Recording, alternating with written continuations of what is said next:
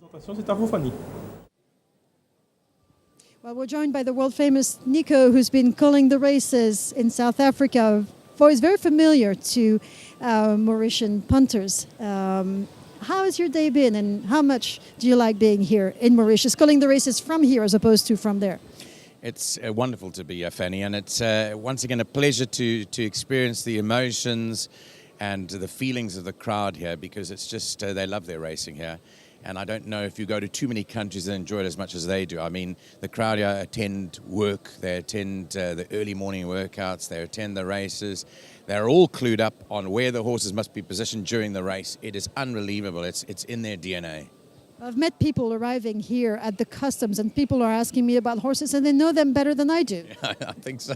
I sometimes question if I know enough to commentate. But thanks very much to the sponsors and Air Mauritius and Attitude Hotels. We've had a wonderful time at their resort, Sensimar Lagoon, which is fantastic. The jockeys have been an absolute treat to be around, as well as the riders? The lady riders. We've had some good times together, and it's all down to business today and tomorrow. And I just wish the lady riders tomorrow and the Fagentry all the best. And certainly the guy riders, they've got a lot on their hands because there's not too much separating them. I think Guyon may be slightly in front with a couple more races to go today, but it's anyone's guess as to who will win it because it's very, very tight. You mentioned business. Do you have a tip for us, or as people say here, un tuyau?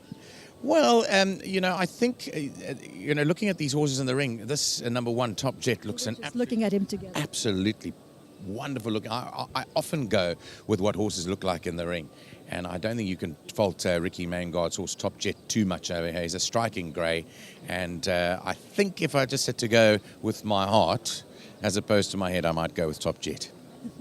Well, we've been lucky so far picking horses from the paddock, except for the last race. And I agree with you. I do like Top Jet, the grey. I have to say my other good-looking horse in the race, and I didn't see him a lot today, but in training was Candy Rock, number 2.